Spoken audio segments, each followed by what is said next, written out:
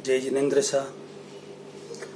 Subject है श्रेष्ठ क्या, आचरण या आराधना, उपासना।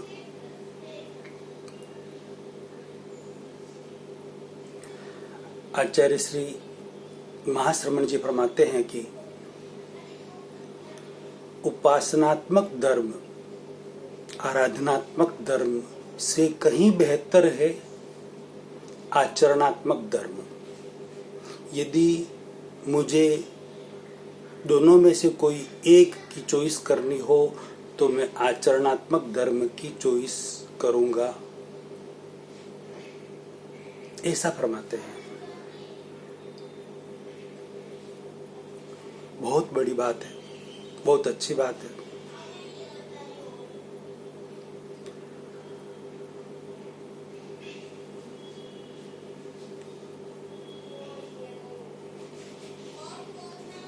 कोई भी मंत्र,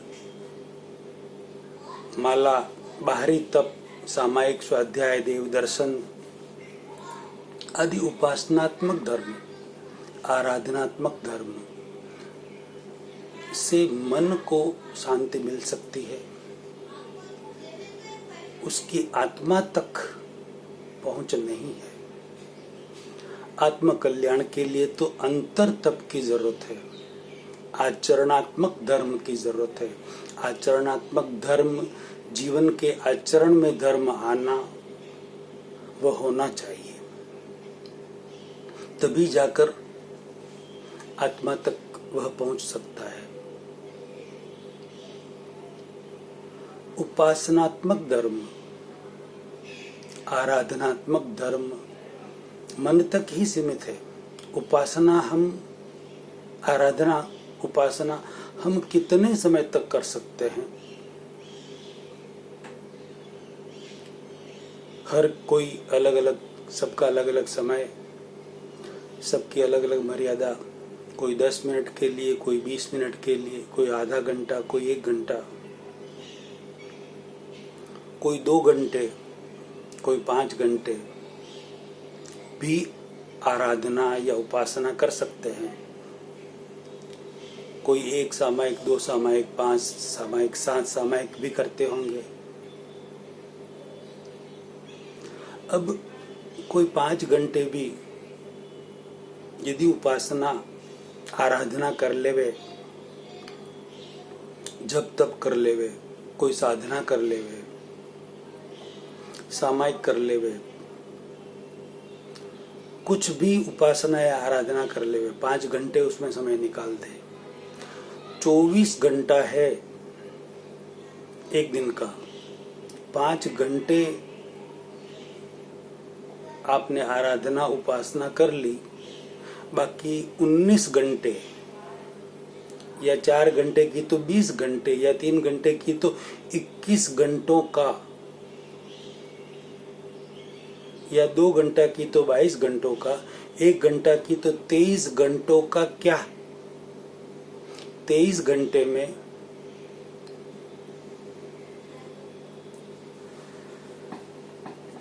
आप कितना आर्त ध्यान, रौद्र ध्यान करते होंगे?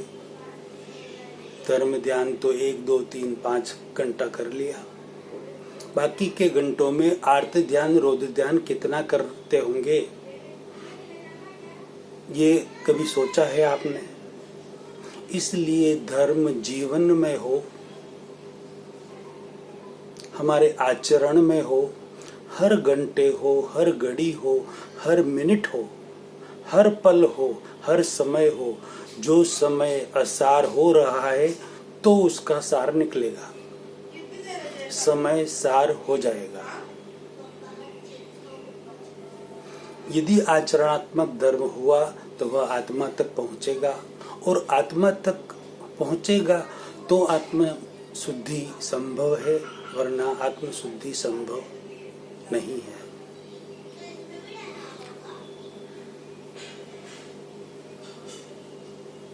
उपासना तक, आराधनात्मक धर्म, उपासनात्मक धर्म से कुछ समय के लिए शांति जरूर हो सकती है, मगर वो चिरस्थायी शांति नहीं हो सकती। थोड़े समय के बाद जैसे थे वैसे के वैसे हो जाते हम। तो मेरे कहने का तात्पर्य ये है कि हमें ऐसी समझ मिल जाए, ऐसा ज्ञान मिल जाए, हम एक यू टर्न ले लें ज्ञान मिलने और समझने के बाद, कि धर्म करने के लिए हमें अलग से समय निकालने की जरूरत नहीं है। बहुत बड़ी बात कही मैंने। एक सही समझ मिलने से, यदि समझ मिल गई तो उस व्यक्ति को धर्म करने के लिए अलग से समय निकालने की जरूरत नहीं है। हाँ, किसी को कोई उपासना आराधना करनी है, उसके लिए समय निकालना ही पड़ेगा और निकालना ही चाहिए। मगर किसी के पास कोई कहे कि धर्म मेरे साथ ये नहीं होता, उपासना नहीं होती, आराधना नहीं होती, देव दर्शन नहीं होता, मंदिर नहीं जा सकता, स्वाध्याय नहीं होते, मंत्र तप जप माला वगैरह नहीं कर सकता, कोई बात नहीं। आप अपने जीवन में एक ऐसी समझ क्रिएट कर लें कि आप हर समय धर्म ध्यान में रह सकते हैं। धर्म के लिए अलग से समय निकालने की आवश्यकता नहीं है और नहीं पड़ेगी आपको।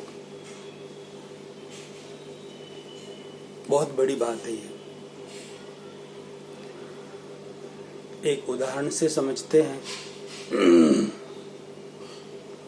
मेरे एक संबंधी, नाम नहीं लेना चाहता अभी, 80-82 साल के होंगे। अभी 3-4 साल पहले की बात है। तो उनके साथ 2-5 घंटा बैठना हुआ। वो उपासक है और उपासक के प्रशिक्षक भी है, जैन धर्म के बहुत अच्छे जानकार है। हर पर्युषण पर्व में साधु साध्वियों की जगह पर वो प्रवचन करने अलग अलग शहरों में, अलग अलग नगरों में जाते रहते हैं। समाज की ओर से उन्हें भेजा जाता है। बहुत अच्छे समझदार है, बहुत जानकार है। किसी कारण से उनके पास मुझे बैठने का अवसर मिला। ऐसे ज्ञानी पुरुष के पास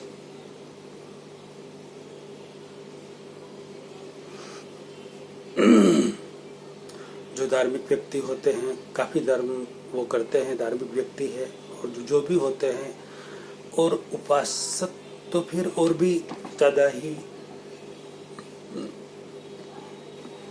तो ऐसे व्यक्ति के पास यदि बैठना हो तो वो नॉर्मल व्यक्तियों को प्रेरणा देते ही हैं। तो मैं भी पास में बैठा था तो मुझे प्रेरणा दे रहे थे वो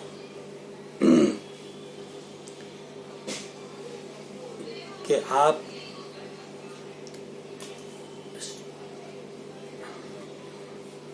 कितनी सामायिक करते हैं।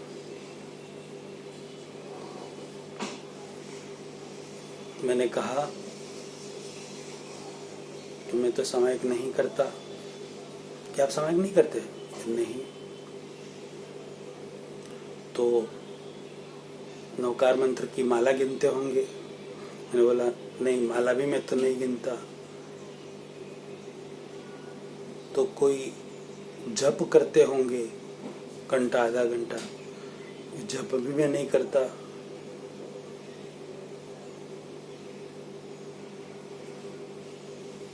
तो कोई तप करते हैं, तपस्या करते हैं, उपवास वगैरह, आयम बिलिकाशन वगैरह कुछ, लेकिन वो भी नहीं करता।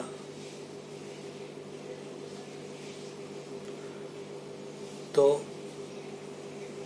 उन्होंने बोला कि धर्म के नाम पर आप क्या करते हैं?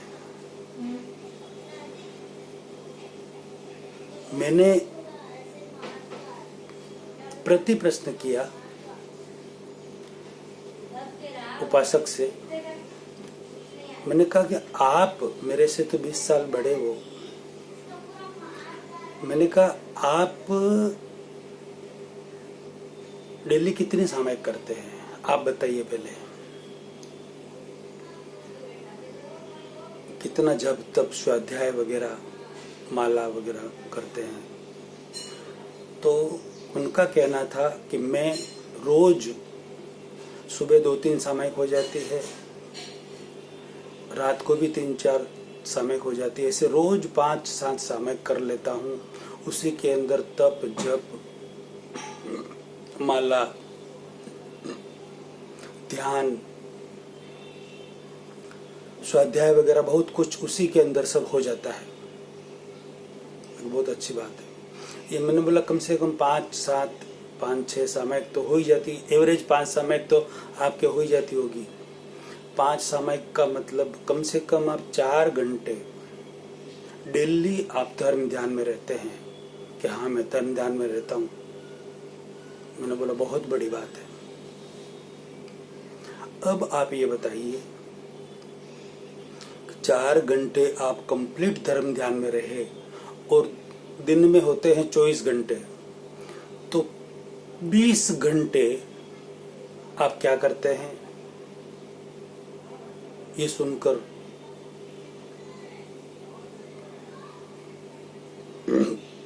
वो विचार में पड़ गए कि ये कैसा प्रश्न है। उन्होंने बोला क्या मतलब क्या करते हैं, मतलब मैं बस यही आपसे अर्ज कर रहा हूँ कि आप 4 घंटे धर्म ध्यान करते हैं, सामायिक करते हैं, 5 सामायिक करते हैं, 6 करते हैं, तो बाकी 19-20 घंटे में आप क्या करते हैं? तो कि बस मैं घर पे रहता हूँ, दुकान पर भी आता हूँ, दुकान पर ज़्यादातर बैठ जाता हूँ और ऐसे ही समय पास हो जाता है। मैंने बोला ऐसे ही समय पास होना अलग बात है, धर्म ध्यान करना अलग बात है। उस 19-20 घंटों में आप बुरा मत लगाना, मैं एकदम स्पष्ट बात आपसे पूछ रहा हूँ, आर्त ध्यान रुद्र ध्यान कितना करते हैं आप? अब वो तो अच्छी तरह से समझदार थे। आर्त ध्यान रुद्र ध्यान बोला तो एकदम चौंक गए कि आर्त ध्यान रुद्र ध्यान। मैं कहा हाँ करते हैं क्या? हाँ यार, एकदम अंदर लग गई उनके कि हाँ वो तो पूरे दिन होते रहता है। किसी को भी कुछ बोल देते हैं, कोई कुछ सुना दिया या दिल में कुछ आ गया, ईर्ष्या जलन हो गई, क्रोध आ गया, अभाव तिरस्कार हो गया, घृणा वगैरह कुछ हो जाती है। तो ये तो कि हर मिनट हर पल ऐसा छोटा मोटा तो चलता ही रहता है। मतलब 19 और 20 घंटे तक ये सब चलता रहता है ना आपके अंदर कि हाँ वो चलता रहता है। तो वो ये आर्त और रुद्र ध्यान हुआ कि हुआ। आर्त ध्यान का फल क्या? तो वो खुद बोल रहे, उपासक के बोलेंगे अच्छी तरह से। फल क्या? तिर्यंच गति, जानवर गति। और तीव्र रौद्र ध्यान का फल क्या? कभी गुस्सा भी हो जाता है जबरदस्त, कभी कभी कहाँ हो ही जाता है। तीव्र रौद्र ध्यान का फल क्या? कि नरक गति। अब आप बताएं, 4 घंटे आपने धर्म ध्यान किए, बहुत अच्छा किया, उसका फल पुण्य आपको बहुत अच्छा मिलेगा। उससे उच्च गति ऊर्ध्वगति प्राप्त होगी। लेकिन 19-20 घंटे जो आर्त ध्यान और रुद्र ध्यान में आपके गए, उससे क्या मिलेगा? कि यार उससे तो अधोगति होगी। ये सुनकर उनको बहुत दुख हुआ मन में। ये बात मेरे जीवन में आज दिन तक, मैं उपासक हूँ, उपासक का प्रशिक्षक हूँ, तो भी मुझे पता नहीं चली और आज आपने बताई है ये बात। कि यार इतना डीप कभी सोचा भी नहीं और न किसी ने बताया। मतलब मैं दिन के 19-20 घंटे आर्त ध्यान रुद्र ध्यान में मेरे बीत रहे हैं और उसका परिणाम अधोगति आने वाला है, ये आज मुझे पता चला। तो मैंने बोला कि अब यदि आपको पता चल गया है, ये कैसे मिटे, उसका उपाय भी करना चाहिए कि बिल्कुल करना चाहिए। तो एक दिन में 20 घंटे आप आर्त ध्यान रुद्र ध्यान करते हैं, महीने के कितने हुए, एक साल के कितने हुए, आप अभी 78 या 80 के हैं, कैलकुलेशन लगाइए कितने घंटे आपने आर्त ध्यान रुद्र ध्यान किए। उस आर्त ध्यान रुद्र ध्यान का आपने, जब आप प्रतिक्रमण करते हैं, कब करते हैं प्रतिक्रमण, कि 15 दिन महीने में एक आध बार होता है या कभी 3 महीने में भी हो जाता है। मैं डेली नहीं करते कि डेली कभी कभी होता है, कभी नहीं होता है, ठीक है। मेरे को शर्ट डेली पहनते हैं, चेंज करते हैं कि हाँ, क्यों करते हैं, गंदा हो जाता है। आर्त ध्यान रुद्र ध्यान से आपकी आत्मा मैली हो रही है, गंदी हो रही है, उससे कब धोएंगे। कि यार मुझे तो बहुत बड़ा टेंशन हो गया आपने ये बात बताकर। आपने जो बात बताई कि यार कितना आर्त ध्यान रुद्र ध्यान किया, क्योंकि बहुत अच्छे जानकार समझदार तो थे ही धर्म ध्यान के। कब मैं इन सबको कैसे दूं, क्या करूं।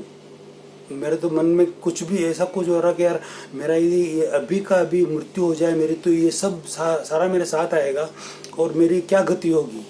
क्योंकि आप चिंता ना करें, टेंशन ना करें, सिर्फ इसका उपाय करें कि उपाय क्या करूं, कब से, कहां से स्टार्ट करूं। अब मैं आपसे अभी मिला हूं तो मुझे तो लग रहा है कि मैं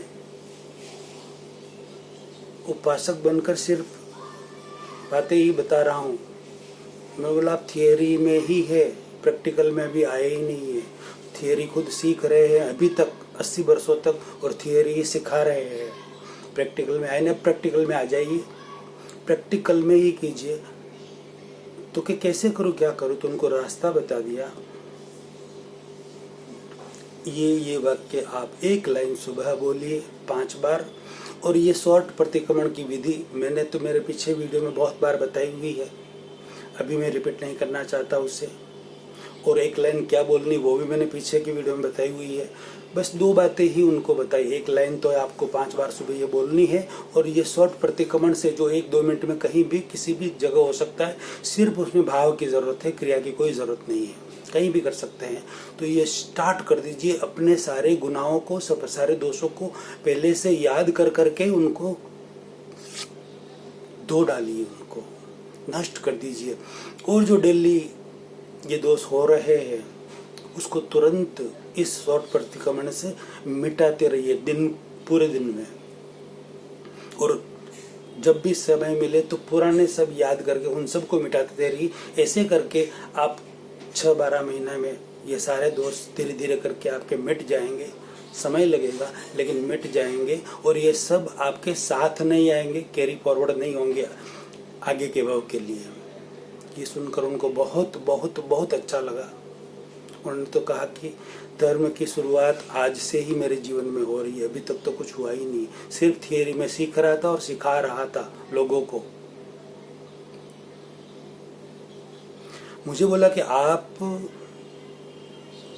सामायिक कितने करते हैं। मैंने बोला कि मैं तो 24 घंटे में कितने सामायिक हो सकती है। मैं क्यों